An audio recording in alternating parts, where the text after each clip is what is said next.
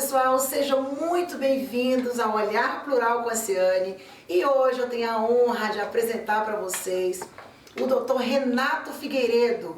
Gente, nós vamos bater um papo maravilhoso. Dr. Renato, muito prazer em recebê-lo aqui no programa, tá bom? Seja muito bem-vindo e se apresenta para esse pessoal aí que tá doido para te conhecer.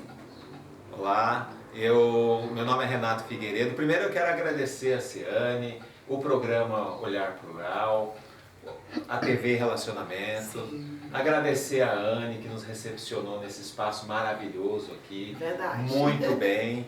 Meu nome é Renato Figueiredo, hoje eu estou atual presidente da Ordem dos Advogados do Brasil de Diadema. E é uma honra estar aqui participando do seu programa. Muito obrigado. Eu que agradeço, doutor. Pode se apresentar, doutor, para esse pessoal que está esperando saber quem que é o Renato Figueiredo? Tá. Eu sou Renato Figueiredo, como eu disse, presidente da Ordem dos Advogados do Brasil, de Diadema. Sou pós-graduado, fiz faculdade de Direito, né? Por isso sou advogado. Pós-graduado em Direito Penal, Processo Penal, Direito Empresarial e Tributário. Mestre em Direitos Difusos e Coletivos.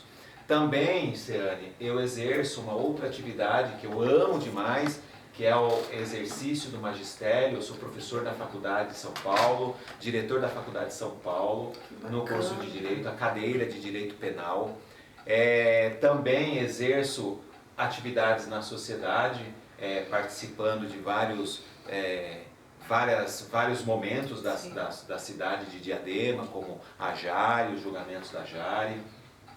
E nós buscamos aí fazer um trabalho para sempre ajudar as pessoas, na OAB para ajudar a advocacia, na cidade para ajudar a sociedade, na faculdade para fazer com que os alunos tenham este contato. Muita coisa, né? E graças a Deus tudo dá certo porque eu tenho ótimas equipes. O meu escritório, né? Eu sou ladeado de mulheres. Então, gente, ó. 4 fica colorido, né? 2 mulheres, na verdade 3 mulheres, né? Que a Ednir também está lá conosco, cuidando lá das finanças do escritório. Então, temos aí uma carreira gigante pela frente. Doutor, eu gostaria de saber um pouco da sua trajetória. Como que surgiu essa vontade, né, de trabalhar dessa forma mesmo, de ser um advogado, de todo esse imenso currículo que você falou? Como surgiu tudo isso? Me fala um pouco da sua carreira. É assim, eu vim da periferia da Zona Sul de São Paulo, no fundão da Zona Sul de São Paulo mesmo. Lá na Zona Sul, eu fui criado numa religião, numa igreja, e que lá nós tínhamos e temos nessa igreja um departamento chamado Desbravadores, que para as pessoas que não conhecem, ele se assemelha a escoteiros. Sim. E eu sempre estive envolvido neste departamento de Desbravadores e escoteiros, na verdade Desbravadores, que são ajuda jovens entre 10 a 15 anos. Sempre fui envolvido, por mais de 20 anos eu fui envolvido. Eu, desde o início da minha vida, eu sempre foquei, embora muito humilde, meu pai veio de Minas, né? Trabalhar com 12 anos de idade, estudou num colégio muito novo, e eu sempre quis exercer a profissão da advocacia, sempre.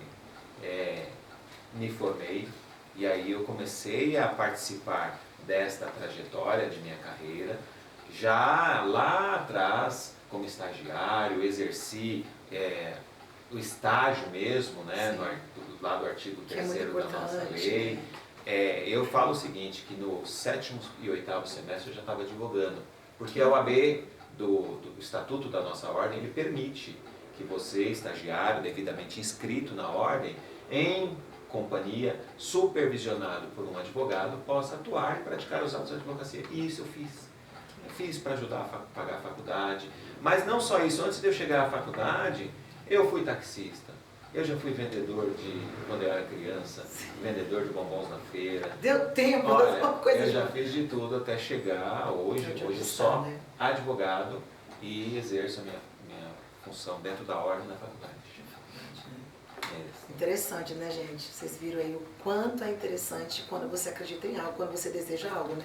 que ele falou que sempre quis ir para a advocacia e aí ele seguiu Eu todos persegui até chegar onde ele está, né? E hoje está aí, um homem de sucesso, né? Eu acredito que todos já ouviram falar do Dr. Renato Figueiredo. Dr. Renato, eu queria saber, e todas as pessoas que estão nos assistindo, gostaria de saber o seguinte, qual a importância de uma OAB forte na cidade e qual o impacto disso na vida das pessoas? Olha, é uma excelente pergunta. A OAB, para que todos possam ter uma consciência, ela não é uma instituição que faz ajustes de acordo com as pessoas. A OAB ela precisa ser forte. Primeiro vamos trazer a OAB para o seu campo institucional, né? Tá. A OAB ela regula toda a atuação profissional dos advogados. Esse é o primeiro ponto. E ter uma OAB forte na cidade é fazer com que a advocacia na cidade também seja forte. Né? E veja, o advogado que é bem preparado, o advogado que tem um cabedal jurídico perfeito, muito alto, o advogado que é responsável, ele tem na OAB o seu pilar, a sua base. Em contrapartida, ele sabendo que pode contar com a ordem dos advogados, ele vai atuar sem destemor, sem medo não de enfrentar e desrespeitar, não é isso, mas ele não vai ter medo de enfrentar o judiciário, todas as questões que estão postas durante o dia a dia, sabendo que as suas prerrogativas, que é um ponto que eu defendo muito, e a OAB precisa ser forte para valorizar o advogado, para respeitar e garantir o exercício da profissão. Esta é a importância da ordem frente aos advogados. E para a cidade? Para a cidade é muito bom porque você tem a advocacia muito capacitada e faz uma sociedade muito mais justa. Porque a advocacia ela vai cobrar do judiciário, vai cobrar do legislativo, do executivo, melhores políticas públicas, porque a advocacia está capacitada e a OAB está forte, ela está ali preparada para defender o advogado e cobrar também do legislativo, do executivo e do judiciário cumprimento das políticas públicas que estão de acordo com a legislação municipal, estadual, federal e até a nossa Constituição Federal. Muito interessante, né, gente? É bem forte essa situação, né? É muito bom saber, né? É bem forte. É bem forte. A importância é algo bem, né? As pessoas, inclusive, elas têm a ordem. Veja, nós tivemos, desde a história da ordem, ela construiu para que a nossa democracia se hoje nós podemos falar livremente com a imprensa, eu dou graças à ordem, né? Que disse não à ditadura militar, que trabalhou pelas diretas já. E hoje a ordem precisa e está voltando ao seu status em que ela nunca pôde, nunca deveria ter saído, que é se fortalecer para mostrar à sociedade, porque veja, a OAB quando defende a Constituição, ela está defendendo o meu direito e o seu direito, inclusive de estar aqui na frente das câmeras. Ela está defendendo o direito daquele cidadão que precisa e quer falar alguma coisa, quer se manifestar e de alguma forma tem o seu pensamento, o seu direito de manifestação. Na verdade é a voz, né? É a voz. É a voz. E a OAB forte, ela faz com que a democracia continue forte. Principalmente um ponto que eu sempre defendo, respeito à imprensa. A imprensa precisa ser livre, mas a imprensa precisa atuar de forma responsável. Sim. Livre e responsável. Então a OAB forte, ela também colabora com estes pontos que são muito importantes para manter a nossa democracia. Muito interessante. E uma outra pergunta é o seguinte, doutor, quando temos uma eleição da OAB, né, o que diferencia um candidato do outro e quais as suas propostas, já que você é candidato à reeleição da OAB? Olha, muito obrigado. É muito importante essa pergunta porque as pessoas, primeiro, eles pensam o seguinte, bom, a eleição da ordem, ela tem uma certa semelhança, ela não se assemelha, mas ela é meio parecida com a eleição da política partidária. É fato, porém eu entendo que a eleição de classe, política de classe, principalmente entre a advocacia, ela precisa ser mais urbana, mais respeitosa. Nós não podemos entrar no campo em que nós já presenciamos dentro do campo da política partidária. Eu, quando iniciei a minha carreira na advocacia, eu já iniciei participando das comissões setoriais da ordem. Eu era de uma OAB, que não era Diadema, depois eu vim para Diadema, mas sempre participei de prerrogativas de valorização da advocacia, de ética, comissão de ética, porque o advogado precisa atuar respeitando os limites da ética. Muito interessante isso, é gente, muito importante. Muito importante. Muito importante. E quando eu assumi a Ordem dos Advogados lá de Diadema, nós encontramos uma OAB muito ruim, equipamentos ruins, microfones ruins, o acesso, o advogado não tinha acesso, era um grupo fechado, a infraestrutura péssima. E nesta nossa gestão, nós conseguimos abrir a advocacia, ou seja, a advocacia não é mais de um grupo fechado, hoje a advocacia é de todos. Né? Tanto é que o meu slogan da primeira gestão foi "Somos todos OAB". Isso gera até uma segurança. Exatamente. E quando nós abrimos, eu procurei reformar e melhorar os equipamentos da infraestrutura da ordem, para que o advogado, novo advogado, advogado intermediário que eu me coloco, né? Eu nem sou jovem advogado e nem sou advogado experiente, eu tenho 21 anos de profissão, e tem aqueles advogados de 30 anos, 34 anos, 40 anos de profissão, que eles possam ter lá no espaço estrutural da OAB condições de utilizar e principalmente participar de tudo que a OAB pode lhe proporcionar. Sim. Então, o que diferencia um candidato de outro? Veja, eu vou falar daquilo que eu vivenciei. Sim. Nós tivemos outros candidatos, outros presidentes, que por algum motivo não conseguiu fazer o que precisava ser feito e deixou a OAB ser sucateada, a OAB de Diadema, ser sucateada. Eu venho com um olhar, eu gosto de estar em ambientes agradáveis, eu gosto de estar no meu escritório de forma agradável.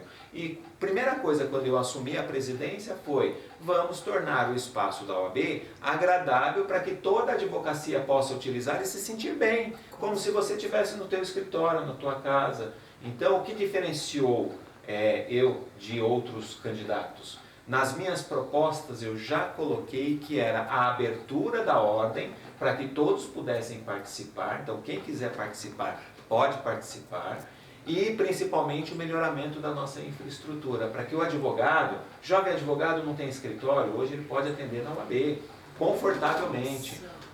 O advogado de mais idade hoje, por algum motivo, eu não quero mais manter uma estrutura do escritório, espaço físico, ele vai lá na OAB, ele consegue atender. Espaço co-work, é muito comum hoje os co-works locados. Nós fizemos um melhoramento na infraestrutura e criamos os espaços co-works para o advogado ir lá sem pagar nada. Ele vai, ele agenda, ele utiliza sem nenhum tipo de custo. A pandemia, Esse é um diferencial, né? Esse é um diferencial. A ordem hoje, a Diadema se tornou uma OAB muito bacana para que o advogado pudesse utilizar. Sim. E só para te ter uma ideia, nós tínhamos antigamente uma deficiência muito grande nos equipamentos eletrônicos. E a pandemia, ela evoluiu, avançou 20 anos nesses meios de comunicação, né? Já entrou com Zoom, com Meet, com Google, com Teams da Microsoft. E nós criamos, e aí no judiciário precisou o quê? Preparar a estrutura para que o advogado pudesse fazer as audiências online. E nós não tínhamos nada, nós não tínhamos nem o equipamento, nem espaço, nada. E foi uma loucura. Foi uma loucura. Acho que é a pior pandemia da história, né? Sim. Eles falam da peste espanhola, mas eu acredito que a Covid-19 não ficou atrás, se não foi muito maior. O estrago foi bem grande. O estrago foi muito grande, muitas pessoas perderam famílias. E eu, quando assumi a gestão, o que eu pensei? Eu falei, vamos criar estruturas e espaços para que o advogado, que não tem condições de fazer, de realizar, de participar de audiências em casa ou no próprio escritório, venha para cá.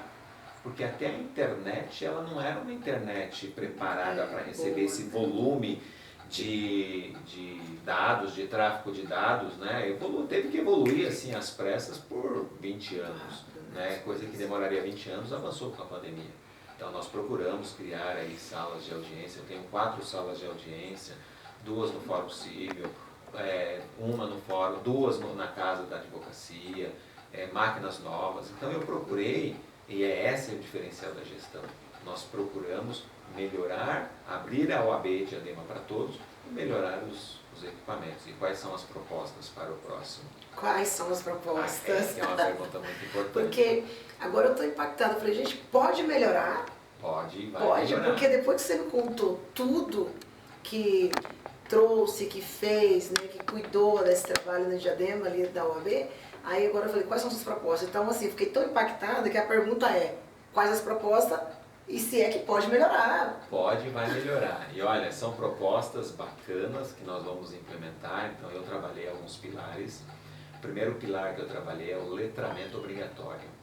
Para nós entendermos como vamos, a questão da diversidade, da igualdade, e eu preciso ensinar não só a advocacia, como a população, como o município, de como eu me portar frente a, eu não vou dizer novo, porque isso é um avanço, né? Sim. Nós estamos no mundo para melhorar cada vez mais. Cada vez mais. E é um avanço. Então eu quero colocar vários letramentos obrigatórios para tratar os assuntos e as pautas importantes que estão vinculadas às minorias, porque é muito comum às vezes, por exemplo, eu vou te dar um exemplo da igualdade racial. É muito comum, e eu não sabia disso, é tão importante eu falar isso, as pessoas falam, olha, eu apoio a pauta negra, ou a pauta preta e parda, né? Eu apoio muito, tanto apoio que o meu avô era. Não, gente, isso está errado. Mas eu só fui aprender em que momento? Quando alguém me falou, Renato, tudo bem, eu entendi que você não está agindo com dolo, ou com a vontade de falar, que tem um livro sobre isso aí que eu não sabia.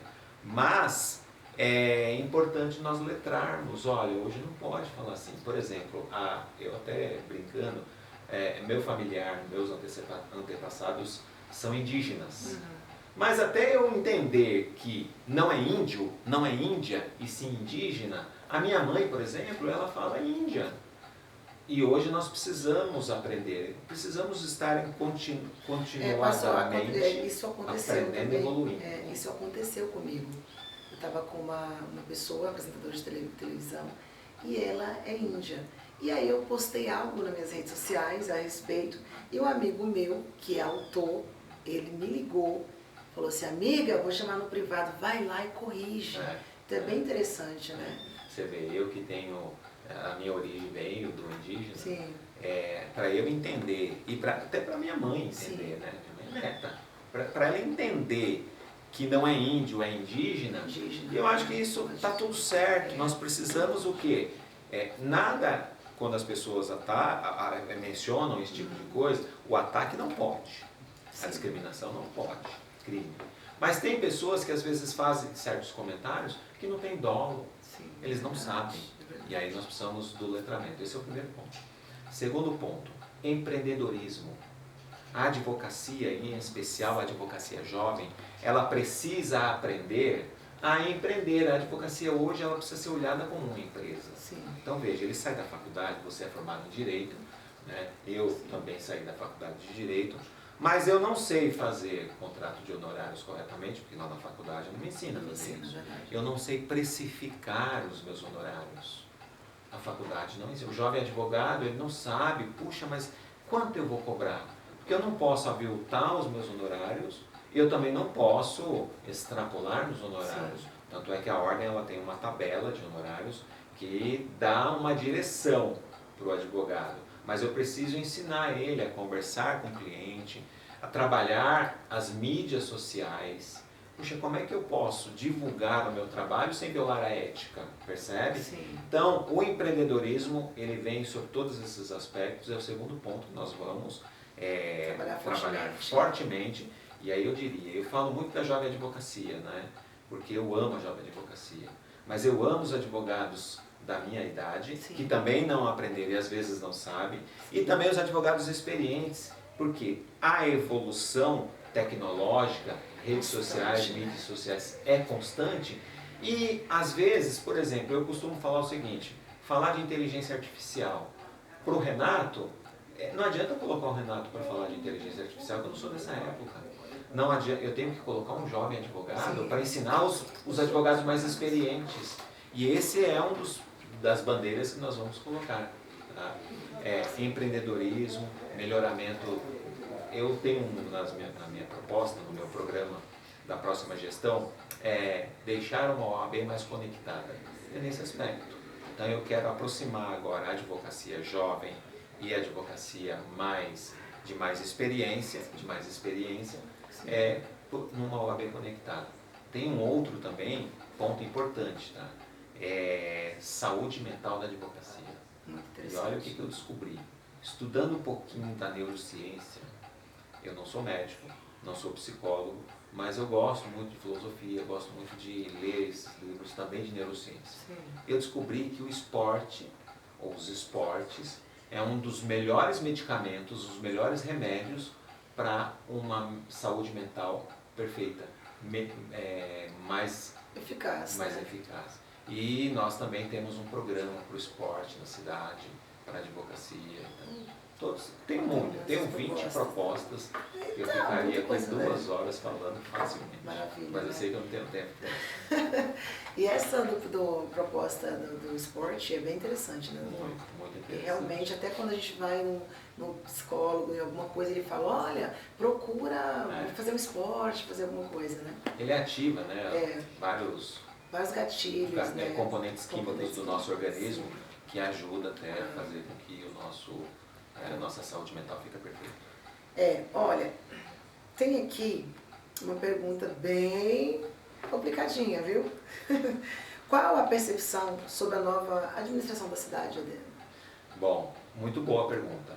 A OAB, por ser institucional, eu sei que eu tenho pouco tempo para falar, não, mas pode falar a OAB, ela no campo institucional, ela não pode, ela é apartidária, ela na verdade, ela precisa institucionalmente conversar com todos os partidos, seja na Câmara Municipal, lá no Legislativo, seja no Executivo, e a OAB ela está preparada para isso. Eu tenho isso muito claro na minha mente, porque eu acho que a OAB precisa estar alinhada com o Executivo, com o Legislativo, mas não pode estar inclinada a obedecer os mandos do Executivo e do Legislativo. Para isso, nós precisamos ter uma ordem dos advogados de Diadema muito forte. O que nós esperamos dessa nova gestão? Essa nova gestão ela tem tudo para fazer com que Diadema seja melhor. E eu sempre digo o seguinte, eu sou de Diadema, moro na cidade de Diadema, eu respiro Diadema, meu escritório é em Diadema, tudo meu é em Diadema. Então, o que eu penso? Que o nosso governante, o doutor prefeito Taca, que foi o prefeito eleito, ele, na minha ótica, na ótica do Renato, ele precisa se pautar e atacar 3 políticas públicas que são muito importantes, que é saúde, educação e segurança. São os pilares. E eu tenho absoluta certeza que se nós tivermos uma saúde perfeita, uma educação equilibrada e uma segurança maravilhosa, a população vai viver maravilhosamente bem. É fácil fazer isso? De jeito nenhum. É muito difícil. Eu não queria estar na pele do prefeito, de nenhum prefeito, para assumir um encargo desse. Mas eu acredito que esses pilares são os melhores pilares para tornar a população ótima. É isso aí, gente. Eu quero muito agradecer a presença, do doutor aqui no nosso programa. Muito obrigada. Eu é que agradeço. Obrigada de coração. Eu é que agradeço e eu desejo muito sucesso para o seu programa, que ele seja aí próspero, e também agradeço a nossa TV Relacionamento que me oportunizou esse espaço para que nós pudermos falar. Muito obrigado a todos vocês. Obrigada. E até mais. Até mais.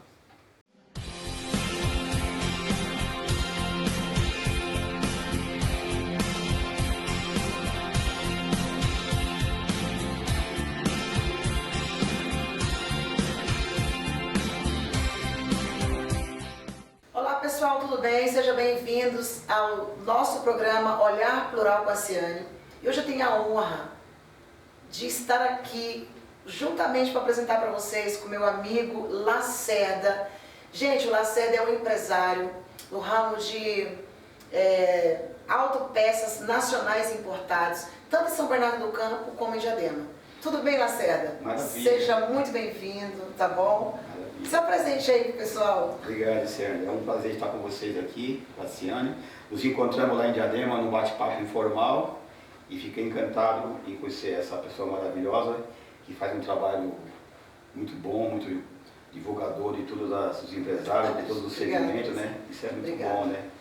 Fomentar essa área de empresários, de gestores, né? Sim. Eu até nem gosto tanto da palavra empresário, eu prefiro que me coloca como gestor, né? Então eu tenho uma equipe que passa a parte de gestão e a turma corre atrás com a gente e tudo mais. E só para deixar gravado, fazer um lembretinho para vocês não esquecerem mais da minha pessoa. Sabe aquele bonitão da Globo lá, o Thiago, o ator? Eu sou o Lacerda.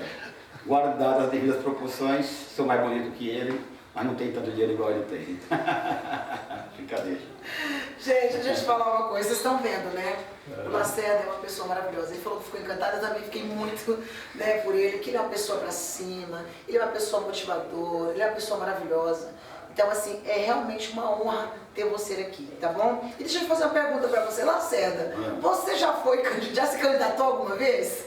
Olha, o mundo da política é um mundo que me encanta, sabe? Eu acho Sim. bacana, acompanho já há algum tempo, mas não tive ainda essa pretensão de me candidatar, né? Não? Não. Por falta de tempo, correria, ideologia política, né, e tudo mais, mas eu, talvez mais pra frente, agora estou tentando alinhar o meu time, meu corre do dia a dia, né?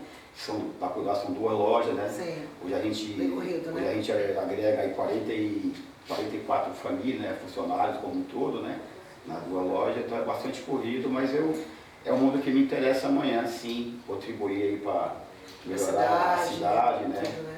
E de um modo geral a gente está, todo brasileiro tem que participar da política, né, É verdade. o nosso regime exige isso, é importante cada um se posicionar e votar, né, ou no menos ruim, no que ele entender que é razoável para ele, é bom para o país, faz parte mais pra frente a gente lança um Lacerda, mais aguerrido aí, entendeu? Vou fazer agora um tiririca aqui, ó, daqui mais pra frente, merda por merda, vote no Lacerda. Tamo junto e misturado. Você pode ter Brincadeira, certeza, pessoal, brincadeira. mas você pode ter certeza que vai gente. ser muito bacana, porque, como ele falou, gente, ele cuida aí, né, de 44 famílias, né? Mais de 44 famílias, você imagina. Então, assim, como gestor, né, ele tem muito a agregar, sim, tem muito a, né, proporcionar para a cidade, como ele falou. E eu votaria em você, viu? Olha que maravilha, já tenho Quando se voto. candidatar, já tem um Já voto. tenho 2 votos, o meio dela, entendeu? Então, gente, voltando aqui à pergunta, é o seguinte, o que eu gostaria de saber, e as pessoas que estão lá em casa gostariam de saber, Lacerda? Falando de empreendedorismo, né, a gente sabe como no Brasil é difícil empreender. E o que te motiva a ser empresário, como você disse, é melhor gostar de chamar de gestor, né? Mas empresário, há tantos anos que você está como empresário e a gente sabe que não é fácil. O que te motiva, Lacerda? Posso fazer uma síntesezinha da minha história? Pode, Meu pai casou com a minha mãe em 1960 aqui em São Paulo, mora cearense também, pai cearense. Eles casaram aqui em 70, foram embora para o norte, foram, voltaram. Eu morei em Brasília, Petrolina, Salgueiro, Rio Grande do Norte, Missão Velha, Barbalha. Meu pai era meu cigano, né? E a minha última vinda para São Paulo foi em 79. E de lá para cá fiquei, morei na Bela Vista, lá na Rua Paí, no Treme-Treme. Aqui no Saimo, o Treme-Treme é um prédio na Bela Vista, que ele mora lá tem de tudo um pouco. Se você pensar, o mundo inteiro está lá, do Brasil inteiro tem pessoa lá. Então, lá quando a turma provoca um outro, o bicho treme mesmo. Então, o bicho pega lá, o treme-treme, né? Treme mesmo, é bacana, morei lá, enfim. E cheguei com 14 anos, eu cheguei praticamente a semi-analfabeto, não sabia nem ler nem escrever, fui fazer a 2ª série no Colégio Marina Sintra, lá em São Paulo, na Rua da Consolação. Trabalhei de pacoteiro, de office boy, etc. E em 88 eu entrei na Platino, na distribuidora de autopeças, como office boy de luxo, lá estava com 19 para 18, e eu sabia dirigir, etc. Eu tô fazendo... Boy de luxo, eu amei. Porque eu sabia dirigir, né? O office boy não sabia, né? Naquela época dirigir, poucos tinham habilidade, né? Eu já estava um pouquinho à frente dos demais. Eu sempre fui um pouco mais aguerrido, eu sempre almejei Coisas menores para mim, né, tal, tudo mais. Aí eu me deram a oportunidade de eu ser representante comercial na Platino, essa distribuidora, na qual eu tive um mestre muito bacana, o Dr. Carlos Raul Colsone, que já é falecido, mas tenho minha gratidão a ele aqui. Me colocou nesse mercado de autopeça, que é um segmento muito macro, né? Ele atinge muita coisa, é muito bacana, é um segmento show de bola. E fiquei representante comercial há 16 anos, fui com uma distribuidora, que era a antiga Shark, que agora é SK, e fiquei lá por mais 16 anos e comprei minha primeira loja em 2015, na Cargo Autopeça lá em Diadema, na qual nós estamos no 7 de setembro 747. Lá nós fazemos de tudo um pouco, somos lojas e também executamos qualquer tipo de serviços, né, de modo geral. Troca de óleo, freio, suspensão, motor, injeção, lâmpadas. Lá a gente chega com, você agregou os dois, né? Serei com o problema e eu tenho a solução para você arrumar o seu carro, tá certo?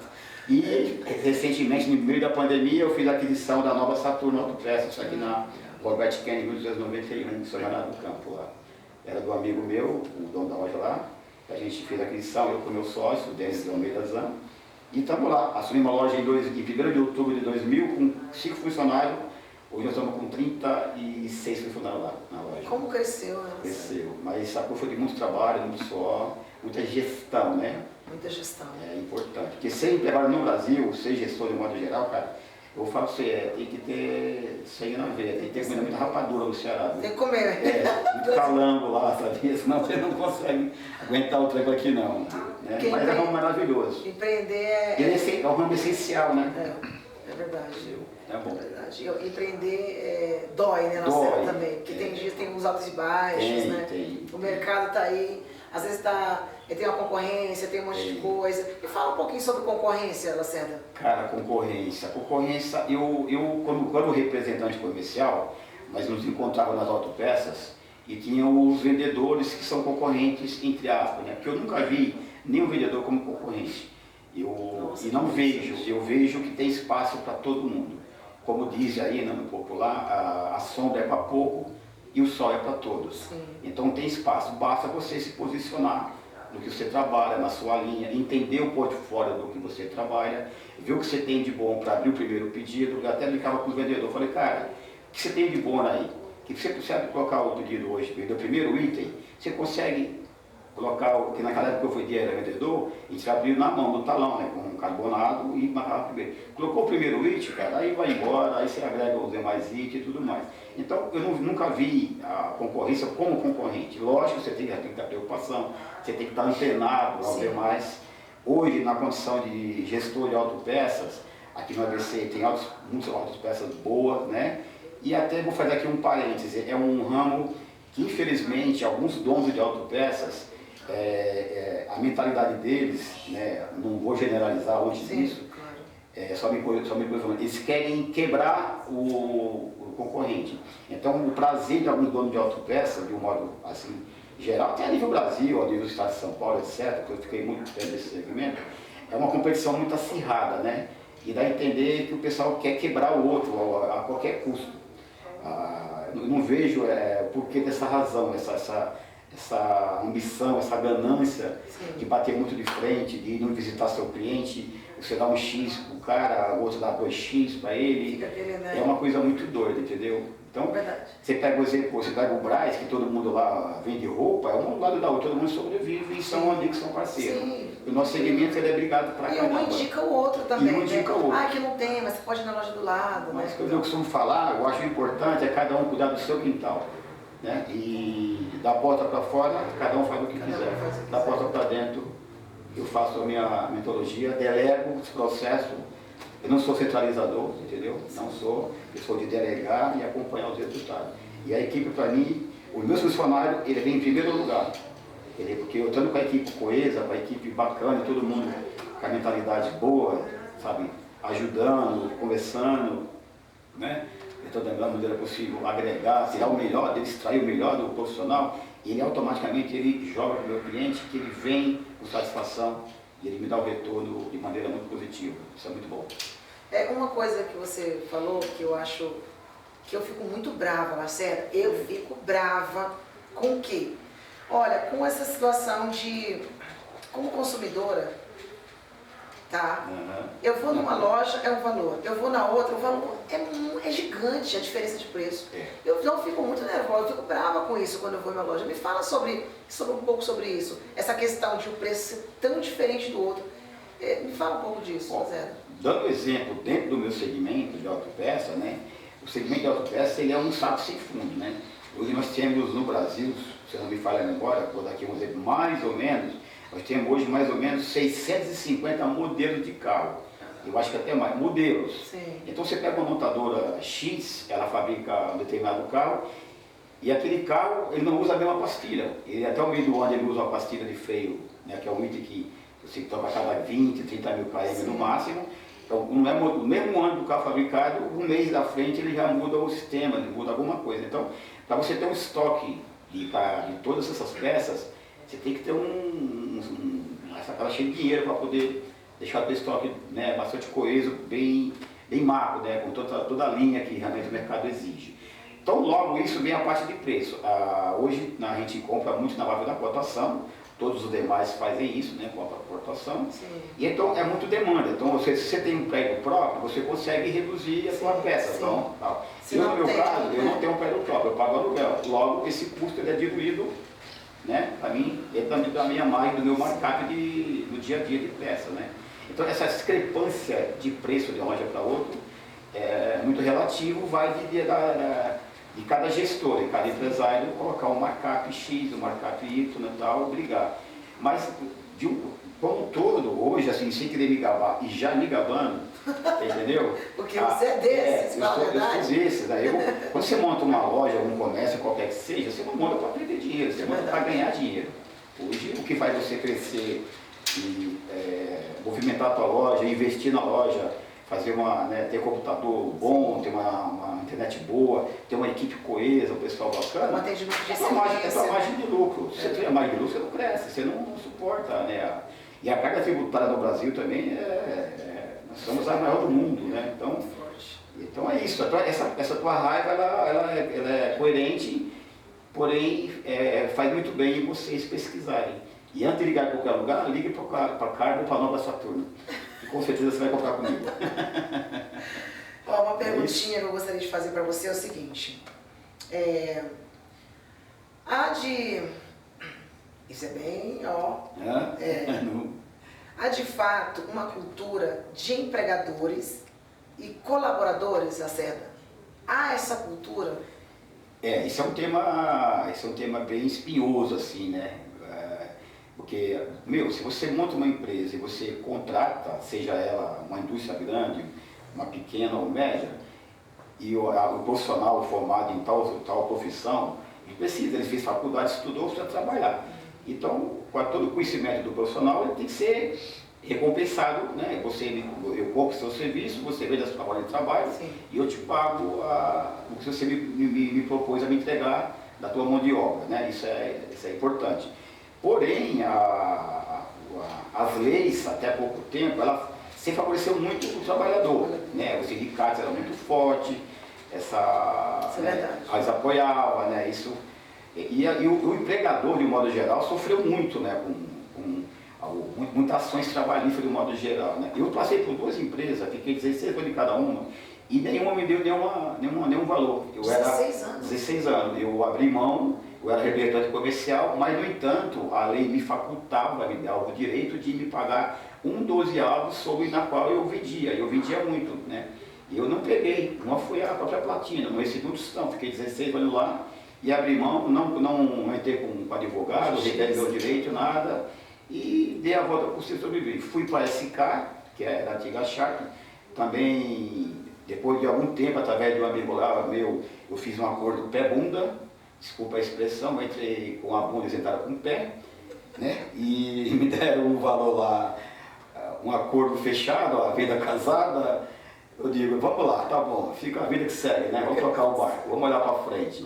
Mas hoje em dia, no tocante a esse assunto do empregado na contratação, as leis mudaram um pouquinho mais. Então tem funcionário que sai e eles procuram os advogados. E os caras fazem o quê? Eles enchem aquela reclamação que ele faz uma rua longe de linha que enche de baboseira, de coisa que você realmente, o empregador não tem direito, ele não fez aquele serviço, não cumpriu aquela tarefa, não deixou de receber por aquilo, ele recebeu, e o advogado dos escritórios hoje eles vivem a ideia de acharcar, eu até acho que é uma palavra, mas é isso mesmo, eles acharcam o empregador, no caso da gente, para tirar o máximo de vantagem para dar o reclamante, o funcionário que trabalhou contigo, para levar uma comissão grande. Hoje a gente sabe que hoje uma comissão de advogado chega na casa de 30%, né? Então isso beneficia os advogados de modo geral, né? E acaba descriminalizando os empregadores. Então mudou um pouco, a briga tal, isso para provar que realmente você está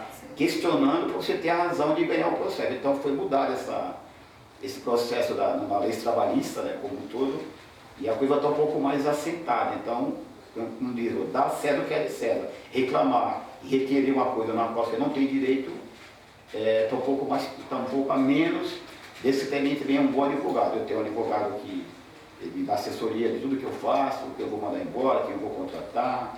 É muito importante, até deixa aqui a dica para os gestores, para os empresários, que tenha um advogado, contrate, pague mensalmente, que vale muito a pena, sai mais barato se contratar de última hora para defender uma causa que amanhã você venha a ter.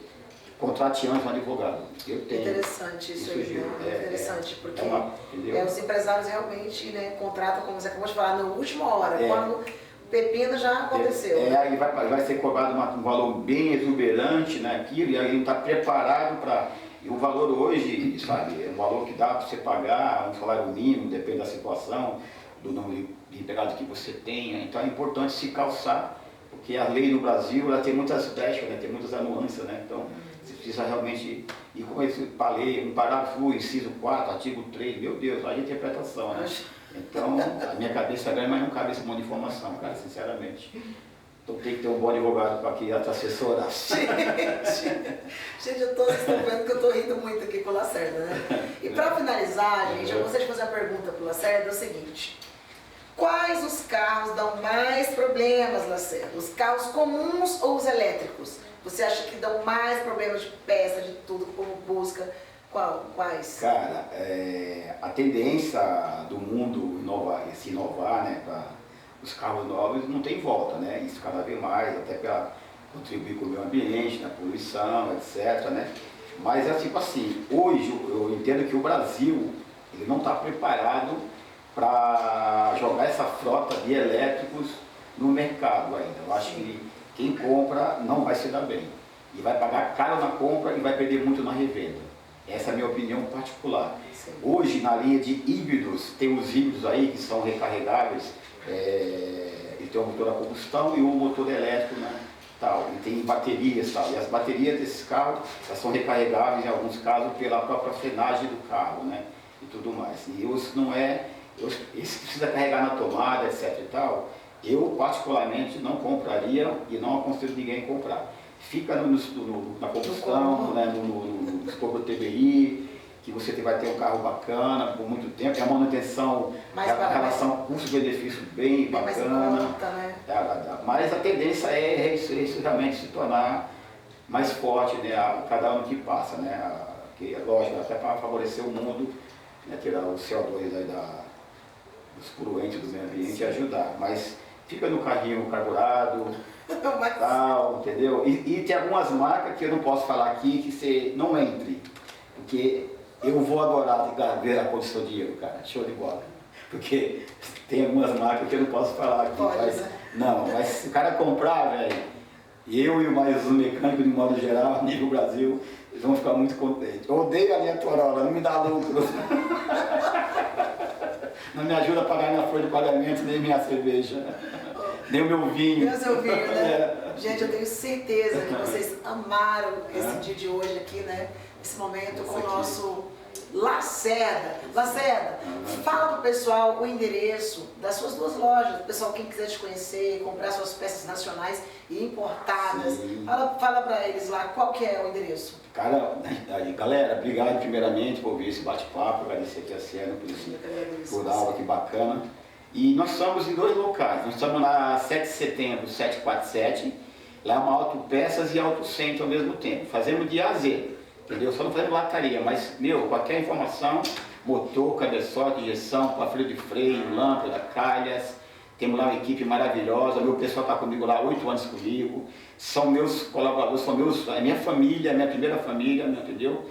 São pessoas que estão comigo no dia a dia, show de bola. E a nova Saturno Autopeças também, nós estamos na Avenida Robert Kennedy 1291, em São Bernardo do Campo. É uma loja voltada para atender o consumidor final e também atender todas as mecânicas e auxílios aqui da região do ABCD e Grande São Paulo. Entregamos de Uber, de moto, vou pessoalmente. Se o cara me oferecer um vinho lá, um café, eu vou pessoalmente lá com ele, pegar a peça, bater um papo e trocar umas ideias. Então, obrigado e sejam todos bem-vindos a esse segmento de autopeça, que ele é maravilhoso. Show de bola. Um abraço a todos.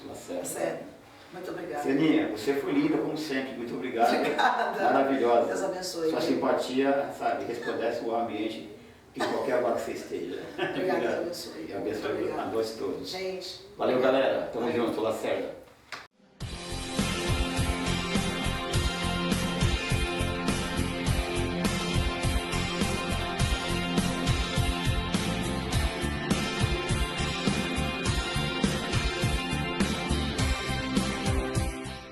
Bem, e o programa Olhar Plural com a Ciane hoje está diferente. Olha só que cenário lindo, maravilhoso, né? Para receber a nossa querida Cida Ferreira. E deixa eu te dizer uma coisa, já ouviu falar nela? Com certeza, né? Porque ela é uma lenda viva de Diadema. Quem é diademense sabe. E hoje eu tenho a honra e o prazer de ter um momento aqui com ela no programa Olhar Plural com a Ciane. Tudo bem, Cida? Tudo bem, que alegria. Que honra estar aqui nesta tarde. Primeiro agradecer a Deus que me deu a oportunidade de estar aqui, olhando olho no olho da Ciane. É isso aí, gente. Nós temos, olha, até o final dessa entrevista, tá? Apesar de um vento maravilhoso, tá vendo? Quando vocês sentiram esse barulhinho, é o vento maravilhoso mesmo. Então, até o final dessa entrevista, nós temos muitas coisas para compartilhar com vocês. E deixa eu te dizer uma coisa, quem é diademense raiz, tá? Vai ficar muito feliz também com o que a Cida tem para dizer e para falar para nós. Olha só, primeira pergunta, Cida, é o seguinte, para quem é diademense, essa mulher dispensa, né, as apresentações, né, gente? Mas me fala um pouco de você e da sua história, da sua trajetória, Cida. Que legal, que oportunidade linda que a gente está tendo aqui nesta tarde. Para quem é, tenho certeza que a maioria do povo de Diadema me conhece, sou a Cida Ferreira, tenho 7 mandatos de vereadora na cidade e continuo participando da vida política. Eu fiquei um pouco fora desde 2016, porque até então eu fui candidata a vice-prefeita. No auge do segundo turno perdemos a eleição. Sim. E eu fiquei um pouco fora, mas e voltei agora com toda a energia, com toda a garra. E estou aqui nesta tarde participando junto com você, Ciane, com o Gui, com o Volpe, num lugar maravilhoso. Agradecer a Nani, né? A Nani é maravilhosa. Por abrir gente. A porta para deixar a gente conversar aqui. É verdade, gente, a Nani é fabulosa, né? Sou muito grata, né, por essa oportunidade, tá vendo esse cenário lindo, maravilhoso? Pois é, a Nani é responsável, tá bom? Mas olha só, Cida, durante a sua vida, você viu de tudo na Câmara, né? Em campanhas e mandatos. De onde veio essa força toda, como mulher, para encarar essa vida pública? Eu vi coisas boas e coisas ruins, mas a maioria foram boas. Primeiro, essa energia, essa coragem vem de Deus. Deus nos chama para o projeto dele e a gente tem que seguir aquilo que ele coloca na vida da gente.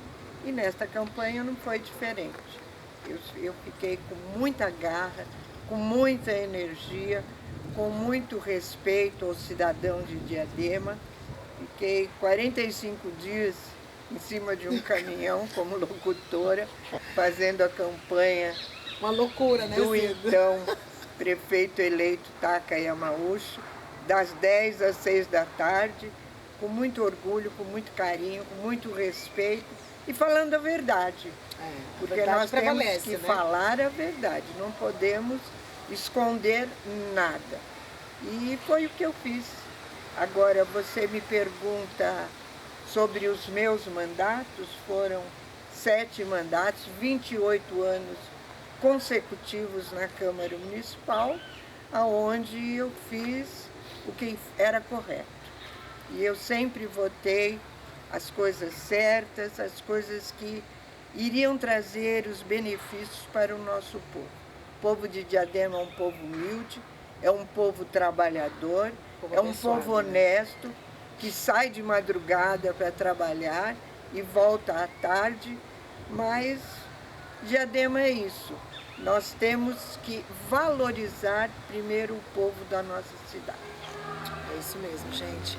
Muita gente fala mal, né? Ah, Diadema, mas na verdade estou lá em Diadema. Diadema é uma cidade que cresceu muito, né, Cida? Isso, Diadema. Nada menos que ela para falar, gente, do quanto Diadema avançou.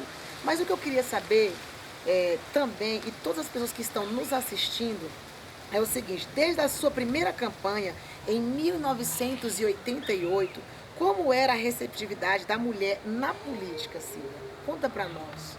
Antigamente era mais difícil. Não que hoje também não continua um pouco difícil, mas antigamente era muito difícil a mulher se eleger num cargo político. E eu, desde 1988, na verdade, Ciane, meu marido, que era vereador, ele que era um grande político, eu costumo dizer que ele veio me ensinar política e foi embora. Ele morreu em 1987. E até então, o pessoal dos partidos vieram me convidar. Eu gostaria que um filho meu ou uma filha fosse candidato, mas eles não se interessaram. Não se interessam. E eu saí. Eu tenho 3 filhos, 2 mulheres e um homem. E aí a gente fez uma campanha vencedora em 88, e daí para frente, o que eu aprendi com o meu marido na política, eu coloquei em prática, que é a sinceridade, a dignidade, o respeito ao povo da cidade. E consegui me eleger em 7 mandatos. E nesses 7 mandatos, eu me impus na Câmara Municipal. Até então, eu tive 3 ou 4 eleições que foi só eu de mulher na Câmara Municipal. E aí as pessoas nos perguntam: como, Cida, você conseguiu sobressair? Não é questão de sobressair, a questão é de impor respeito. Que é muito importante, né, Cida? Todos os vereadores me respeitavam muito, porque eu me impus e não tive problema nenhum. E hoje estou aqui. Olha, Cida, que conselho você daria para as mulheres que se candidatam? Por que eu estou te perguntando? Porque tem umas que têm medo, tem umas que, né, por ser mulher, elas acham que elas não podem, ou enfim, tem muita mulher que pensa isso ainda, né? Como que vai ser minha vida no meio, né, dos políticos, eu como mulher, como ponta firme, igual você falou, num momento de posicionamento, né? Então, que conselho você daria para essas mulheres que desejam se candidatar ainda? Primeira coisa é ganhar a eleição dentro de casa. Eita, muito sério. É a família que tem que te apoiar em primeiro lugar. Depois, você se impor, ter coragem, ter energia, ter garra e olhar olho no olho e falar a verdade.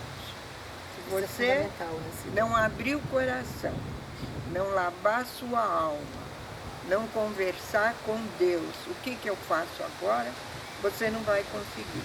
O nosso guia, o nosso caminho é Jesus.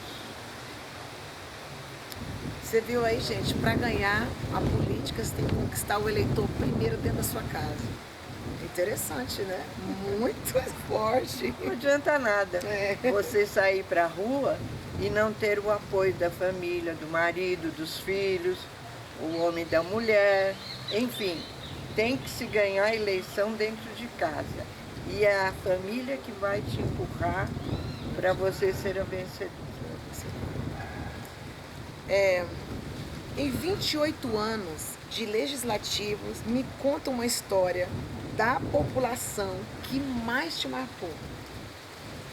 Olha, são tantas as coisas que me marcaram que até hoje eu encontro na rua com algumas pessoas que vêm me abraçar, que vêm querer tirar selfie comigo, porque lembra de alguma coisa que eu tenha feito para essa família ou para uma pessoa. E aí a pessoa, dona Cida, a senhora me ajudou tanto. Te ajudou no quê? Como é que eu vou lembrar que são tantos anos e tantas pessoas nos agradecendo? Ah, o que eu fiz para você? Ah, a senhora me ajudou, eu consegui uma UTI para o meu pai, ele estava nas últimas, a outra eu consegui outra coisa, enfim. Eu não tenho assim lembrança de uma coisa maior, mas só isso já nos enche de orgulho, nos enche de alegria, nos enche de energia de a gente continuar a nossa caminhada nesta vida. É muito legal, né? Saber que se alguém quer ter uma foto sua com ele para guardar, porque é alguma coisa maravilhosa, né? De fato ele tem. Eu costumo deixar o meu contato, o meu telefone com todas as pessoas. Não tenho medo, eu tenho blocos de cartões que eu dou para as pessoas que eu encontro. Em contrapartida, tem pessoas que têm medo de passar o número do telefone. É verdade. Não tem problema nenhum. Eu tenho certeza que muitas ou a maioria das pessoas, dos eleitores de Diadema, tem o meu contato. E eu continuo à disposição. É muito bom, né? Interessante, porque as pessoas hoje, para a gente chegar em alguém é tão mais difícil, né? Para conversar, para ter acesso. E isso, por isso, você está deixando, é um legado, né? Fulano é de fácil acesso, é uma pessoa que dá atenção, é uma pessoa maravilhosa, né? Então isso é um legado. A pessoa gosta, quando ela quer falar alguma coisa, você quer ouvir. A coisa mais importante é você ouvir e não deixar de dar um retorno.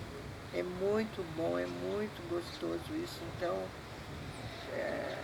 você tem que abrir o coração. Cida, outra pergunta é o seguinte. Eu estive recentemente com o Rodrigo Capel, que hoje é vereador eleito, né? E ele me falou que você e o pai dele, Milton Capel, tinha algumas histórias. Me conta um pouco sobre a sua história, sobre alguma história que você teve com ele. O Milton Capel sempre foi um amigo, um companheiro, um vereador. Foi vereador com o meu marido. Uma história que eu lembro há muito tempo é que quando o Milton foi presidente da Câmara, isso lá atrás, há muitos anos atrás, meu marido era vereador, ele que fez o trabalho, a campanha para eleger o Milton Capel presidente da Câmara Municipal de Diadema. Isso é uma lembrança que eu tenho. Enfim, vários trabalhos que nós fizemos juntos, várias votações para o bem da nossa cidade, a gente fez junto e foi muito legal. E hoje ainda converso com o Milton pelo Zap, pelo telefone. Às vezes ele me liga, eu ligo para ele e a gente continua uma amizade de muitos anos. É coisa boa, né? Olha só, uma outra pergunta é: você é uma lenda na política e sua história tem muita coerência. Você já integrou para o ex-prefeito Mário Reale, deu sustentação também, parte do governo, também do ex-prefeito Lauro Michas, e agora também teve uma grande participação na reeleição do prefeito eleito, que é Taka Yamauchi. Ou seja, já conheceu todos os lados da política, direita, esquerda, centro.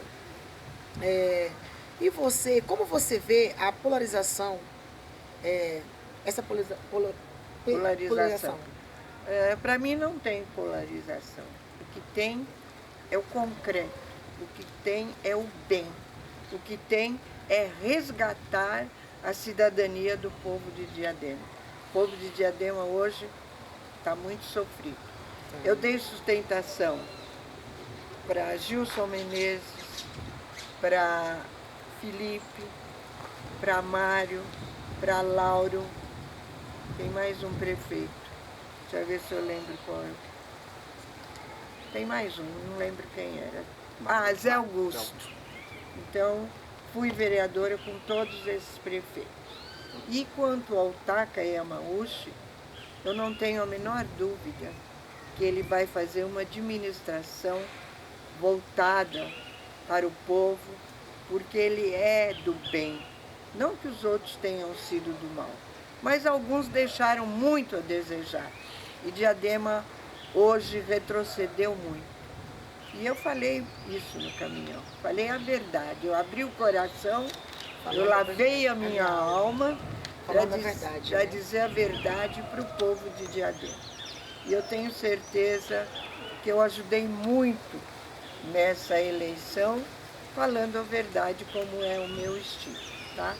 E eu tenho certeza que o Taca vai fazer uma administração voltada para o povo, trazendo os benefícios de volta para o povo. Porque eu acabei de falar há poucos minutos que o povo de Diadema é um povo trabalhador, um povo honesto, um povo que paga seus impostos em dias e não vê o retorno dos benefícios para a população. E eu tenho certeza que o Taca vai administrar com essa competência, com essa coragem, porque é o estilo dele. Taca, te desejo tudo de bom, viu? Do fundo do coração. E para finalizar, como cidadã, tá? Eu sei que você conheceu o Taca, andou com ele, mas eu quero te falar como se você fosse uma pessoa comum, eu tenho uma ideia, o que você teria hoje, como cidadã, você faria, o que você diria para o prefeito Taca Yamauchi sobre a cidade de Diadema? Para ele, o olhar dele, qual olhar você diria para ele hoje como cidadã sobre a cidade de Diadema? Você diz em colocar... Sim, o que precisa... Eu tenho muitas coisas, mas eu vou ter que falar no ouvido dele. Mas uma delas é resolver o problema do cemitério de Diadema. Tá muito, tá muito... vendo aí, Taca Yamauchi? Viu, Taca? O cemitério, enfim, tem tantas ideias que eu quero colocar para ele, mas eu sei que isso vai ser feito no momento oportuno. Sim. Que eu estiver sentada, são sugestões que eu quero realmente dar, que eu tenho lá atrás e que não consegui colocar quando fui vereador. Mas são sugestões que vêm do coração. Ele vai atender se ele achar que é importante. Se não achar, a gente vai ficar na expectativa. Pessoal, é isso aí, né? Gratidão por esse dia de hoje. Mais uma vez, agradeço pela sua presença aqui, Tarsila. Obrigada. Obrigada a você. Achei muito interessante. Foi uma você honra. Falar sempre, colocar Deus na frente, né, das coisas. Isso é muito importante. Obrigada. Mais uma vez. É uma honra. A honra é toda minha. Eu estar aqui com vocês. Gente, para finalizar, para terminar, eu fiquei sabendo que ela canta italiano. Dá uma palhinha para nós aí, por favor. Para com isso. Esse lado da lenda, ninguém sabe, a lenda viva, tá? Diadema, ninguém sabe, né? Você sabia que ela Ciane, canta? foi o Gui que falou isso. Faz uma palhinha para nós. Meu Deus, minhas filhas vão me matar. Penso che un sogno così non ritorno mai più, mai di piangevo la mani la faccia di blu, poi d'improvviso venivo dal vento rapito e comincia a nevolare nel cielo infinito, volare, oh, cantare. Oh, que mico, hein? Até o nosso câmera, a gente ficou emocionado. Beijo pra vocês. Isso é um mico que você me fez. Um beijo, Deus abençoe cada um. Obrigada, de coração.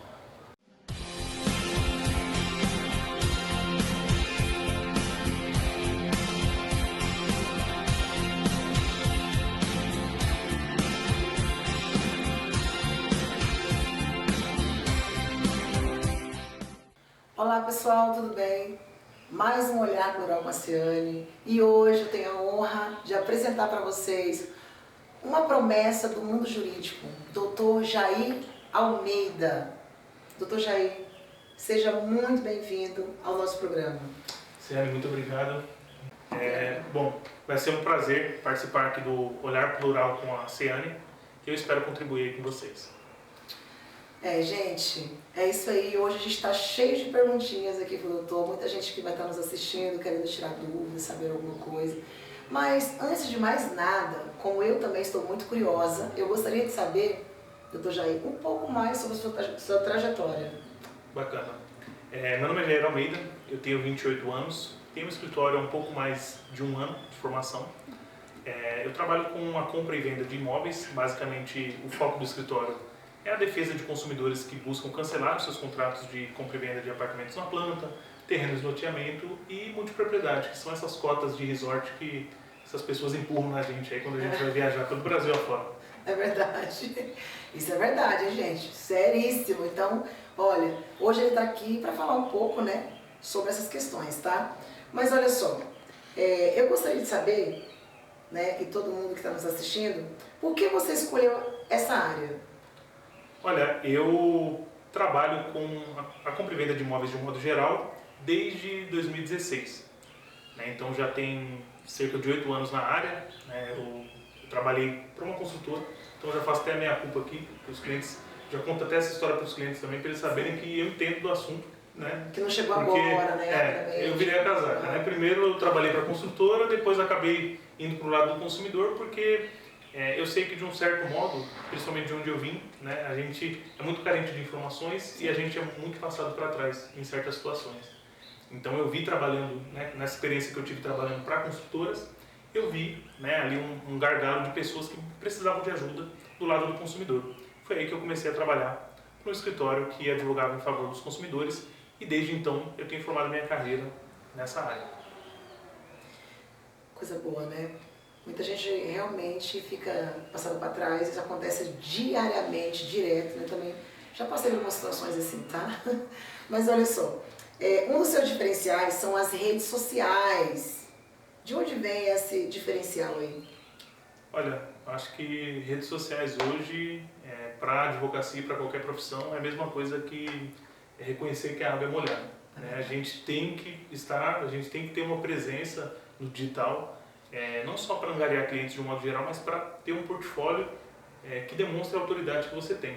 Então, eu sou uma pessoa, vou me abrir para você que eu sou tímido, só que eu sei que a timidez não paga contas e tem gente que às vezes, eu não sou o melhor profissional do mundo, mas às vezes tem gente menos competente que a gente, que está se expondo, né, que está atingindo muitos clientes. Então eu acredito que o marketing também é um ato de amor, que você coloca no mercado, né, é um ato de amor com o cliente, porque você coloca uma solução no mercado para pessoas que estão precisando daquilo. Né, então você está levando uma boa proposta, uma boa solução para pessoas que estão precisando. Então você tem que ter esse papel nas redes sociais, que eu acredito que seja crucial hoje em dia. É verdade, hoje tudo tem que estar, né? Uma coisa interessante que você falou, que realmente a timidez não paga conta, né? Sim. Então tudo realmente tem que ser colocado, tem que ser, né? Eu mesma, por esses dias, estava conversando com uma amiga, né? E aí tem algumas pessoas que já conhecem as redes sociais. Você viu as redes sociais de fulano? Você viu as redes sociais de fulano? Bacana. Então nem parece lá que você é tímido, né? Grava tudo certinho ali, bonitinho, né? Realmente muito bom. Olha só, um dos seus... Ah, não, gente, tem uma pergunta aqui diferente, viu? Como foi atuar nessa área durante a pandemia, doutor? Olha, na época eu ainda era empregado em escritório de terceiros. Né? Eu trabalhei de home office. E, na verdade foi ali que cresceu a minha vontade. Né? Eu sempre quis ter um escritório, não necessariamente nessa área a princípio, mas depois que essa área me ganhou, eu sabia que em algum momento eu abriria meu escritório, que esse é o meu projeto de vida. Né? Então na pandemia, na verdade, foi um gatilho para que tudo isso começasse. Porque com a pandemia veio aumento de índice nos contratos, as parcelas ficaram caras, muitas pessoas tiveram as parcelas dobradas. Então, de um certo modo, foi ali que eu verifiquei que, poxa, o mercado agora vai estar aquecido, vai precisar de boas soluções, de profissionais versáteis ali para atender essa demanda. E Aí que eu Foi uma entro, fase que foi teve a- mais cancelamento. Foi uma fase de mais cancelamento, teve um Você, boom né? de cancelamentos na pandemia. É, Pós-pandemia, principalmente. porque as pessoas acabaram ficando sem dinheiro, né? Sim. E veio, não sabe o que queria acontecer, Sim. enfim, né? É interessante. Qual a pergunta que mais te fazem quando te procuram? A primeira coisa é qual que é a minha porcentagem ao final do processo. Então essa aí é a pergunta campeã. Essa- Acho que todo advogado recebe todos os dias. Antes de conversar, de perguntar o nome, já está perguntando. Não, exatamente. Mas, brincadeiras à parte, é sobre questões, né, a questão do cancelamento da compra de imóveis, né, principalmente em questão de apartamento na planta, é sobre a legalidade da multa de 50%. Em terrenos e loteamentos, essa empresa de fato pode ficar com um percentual muito absurdo daquilo que o cliente pagou e devolver uma merreca, né, ou Sim. devolver valores parcelados. Então, basicamente, são as perguntas que mais me fazem. E uma das... Nos fale um pouco sobre essa parte da multa de 50%. Caixa econômica, loteamento, enfim. Olha, em primeiro lugar, com relação à caixa econômica, né, a gente tem uma dúvida muito cruel dos clientes, né, que é sobre a possibilidade do cancelamento desses contratos. Então, quando a gente compra um apartamento na planta, muitas vezes a gente faz o uso desses programas governamentais, que é o Minha Casa Minha Vida, principalmente. E aí, quando você faz a compra do apartamento, você não paga só parcelas para a construtora. Você, de um certo modo, já assina um contrato de financiamento, vai pagando ali uma evolução de obra, e muitas pessoas, às vezes, se separam, às vezes têm problemas financeiros, Sim. querem saber se é possível cancelar o contrato, né? E aí, infelizmente, a resposta nesse caso é negativa, porque você já tem um financiamento, aquele imóvel que você comprou, por mais que ainda não exista, ele já está sendo utilizado para garantir que o banco vai receber a dívida. Então, é impossível cancelar. Agora, com relação à multa de 50%, é que a gente tem uma lei desde 2018, que foi aprovada, a lei do distrato, que ela autoriza as construtoras a reterem até 50% das parcelas do imóvel, quando existe um regime próprio lá, que atualmente todas as construtoras utilizam. Mas como a lei garante uma multa de até 50%, a gente que é advogado esperto, né? Sim. A gente enxerga nessa brecha do até uma possibilidade de revisão, quando a gente vê uma situação de abusividade. Né? Então, acolhendo a nossa tese aí da advocacia, do modo geral, que vem militando favoravelmente aos consumidores, o Tribunal de Justiça, principalmente aqui de São Paulo, tem modificado essas multas. Então, essa multa não é uma penalidade absoluta, a gente consegue reduzir ela de 50% para até 10% na Justiça. Nossa, muito bom, né? Sim. Interessante. Você que está aí, ó, pensando, o que eu vou fazer, Tá ouvindo o doutor Jair, ó, chama lá, hein, gente. No final a gente vai deixar as redes sociais, contato, isso é muito interessante, né? Porque a questão é bem, né, diferente, né? De 50% para 10% Sim, é bem... é possível. E é possível. Possível. Tá vendo? E o que mais hoje as pessoas te procuram, doutor? Para cancelamento? Sim. Ou para... É mais para cancelamento do que para mais parcelamento? Parcelamento ou cancelamento? É mais para cancelamento do que para análise pré-contratual, né? Sim. Porque a gente tem, o que a gente chama de due diligence imobiliária, né? Que é a questão de você fazer uma análise antes de comprar um imóvel. Então, toda a análise documental e toda a análise de risco do negócio. Mas a gente, infelizmente, né, tem uma cultura de mais repressiva do que preventiva. Sim. Então, a maioria esmagadora dos processos no escritório são processos para cancelar a compra desses imóveis. Tá? E de modo geral, hoje, o que a gente mais tem é cancelamento de compra e venda de terreno. E uma pergunta bem fácil hoje, né? O seguinte... Pergunta cabeluda. Cabelo cabeluda, né? Essa não é. Algum caso que já marcou, que te marcou durante sua trajetória? Seja uma história de emotiva ou uma história cabeluda. Tem um caso que é engraçado, mas para quem viveu na pele não é tão engraçado assim. Conta pra nós. Bom, é um caso que não tem nada a ver com o cancelamento da compra e venda de Não, mas imóveis, aqui é uma né? história marcante. Que te marcou Uma história marcou na minha carreira. Ah. Né? Quando a gente começa, a gente precisa pegar de tudo até a gente conseguir se firmar naquilo que a gente efetivamente é bom. Então eu cheguei a trabalhar uma vez, né, movi uma ação contra um aplicativo de corridas, né, de transporte. E na ocasião, a minha cliente ela contratou uma corrida, né, para ir até o estabelecimento onde ela trabalhava. Ela trabalhava com o marido no açougue e à noite ela estudava enfermagem, que é a profissão que ela queria para a vida dela. E ela estava com notebooks, materiais, né, para que ela utilizasse no curso que ela fazia. E esse motorista não quis parar exatamente no local para onde ela contratou a corrida. E nisso começou uma discussão, ele começou a fazer piadas ali com o peso dela, falou que ela estava naquela situação porque tinha preguiça de se locomover nos lugares, né? E toda aquela situação gerou um transtorno, ela acabou discutindo com o motorista, entrou para o estabelecimento, e aí quando ela entrou, ela acabou sendo abordada por ele novamente, ele veio gravando ali para as redes sociais Que dele. louco, né? Pois é, aí veio gravando ali para as redes sociais dele, né, ali em formato de selfie ali, xingando, falando que faltava ali o que o marido dela não dava em casa, sabe? Enfim, insinuando muitas falas preconceituosas contra essa minha cliente, né? E aí a gente acabou entramos com um processo contra o aplicativo de corridas, né? E contra ele, né? E aí nesse processo, né, durante aquele processo, ele se sentiu ameaçado pelo processo. Quando ele recebeu a intimação, ele voltou para o estabelecimento. E aí no estabelecimento, a minha cliente até encarou isso como uma ameaça, né? Ele foi no estabelecimento, comprou ali 100 gramas de carne moída, desembrulhou a carne moída na frente de todo mundo ali, toda a clientela, e começou a mastigar e olhar para ela. Meu Então Deus!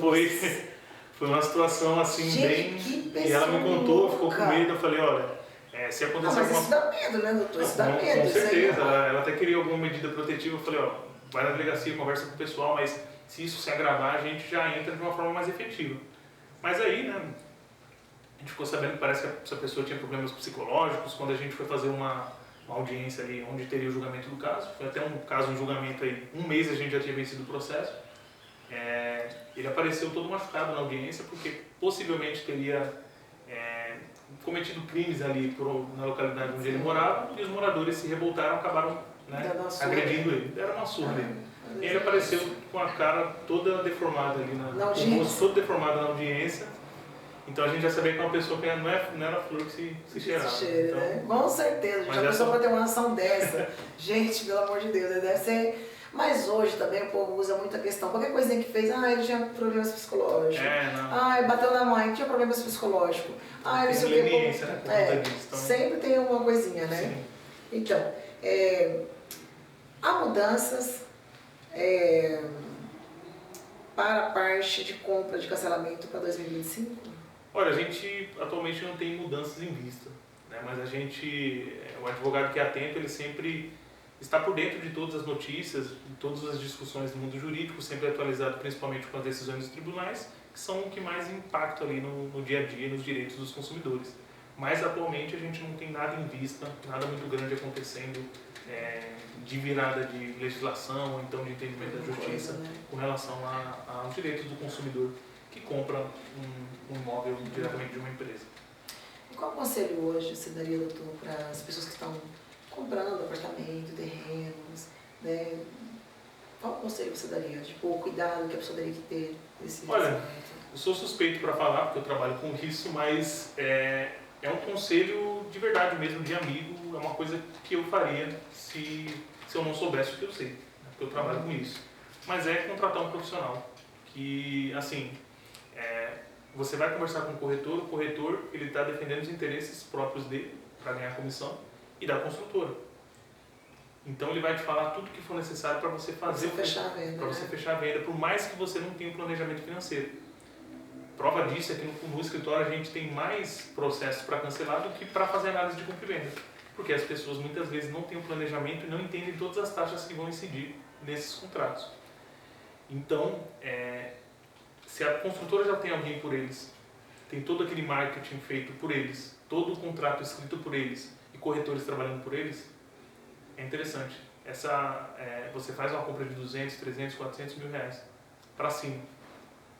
Né? Então, esse é um passo financeiro muito grande na vida das pessoas. Então, se você precisa dar esse passo financeiro, faça da forma correta, procure um profissional que realize esse trabalho de análise contratual e análise de risco desse tipo de contrato. É muito importante, essa é a principal dica que a gente tem. Mudando de assunto, né, gente, que eu gostaria muito de saber o seguinte, doutor.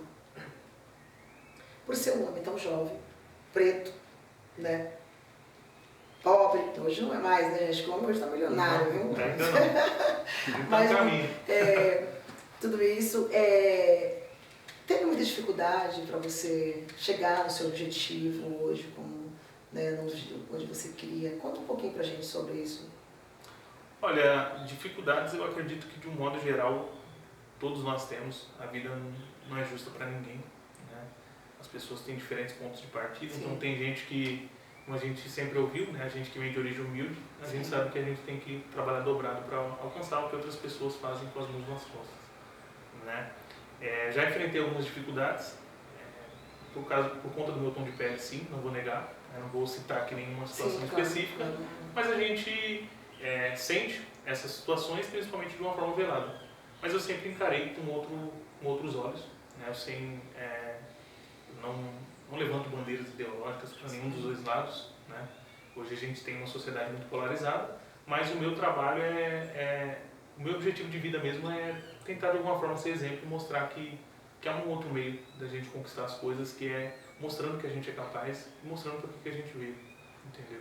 Então, você é a favor dessas cotas raciais, alguma coisa assim? Você é a favor? Olha, dizer que eu sou contra seria, acredito muito temerário, né? Eu acredito que é uma política pública importante, mas eu acredito que não é o ponto principal. Até porque a gente tem na comunidade pessoas de diferentes cores, né? Por vezes pessoas negras também que têm mais necessidades do que pessoas brancas dentro de uma mesma comunidade. Então eu acredito que o casamento disso, né, de alguma forma, o casamento dessas políticas públicas de cotas raciais com cotas sociais, na questão financeira das pessoas, seria um casamento melhor, né? Mas eu sei que eu entendo a importância das cotas para pessoas que nunca tiveram na história essas oportunidades terem acesso ao ensino de qualidade, que é o que acredito que o país mais precisa nesse momento. Eu acredito que é importante sim, mas não sou totalmente a favor da forma que a gente tem entregue hoje para que às vezes algumas pessoas também se aproveitam, né? Um pouco, sim, assim, sim. né? Teve um rapaz do INSS lá que se pintou de preto ele passou tinta no corpo para ser aprovado. Ele foi aprovado depois. Descobriram que depois cassaram a aprovação dele, anularam, porque ele se passou por negro. Gente, mas que loucura, né? Aí se ele fosse talvez pretinho, ele tava querendo mudar, né?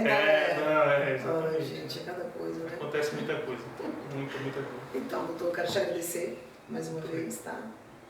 Por você ter vindo aqui até, né, nós, no Olhar Plural, com a Ciane.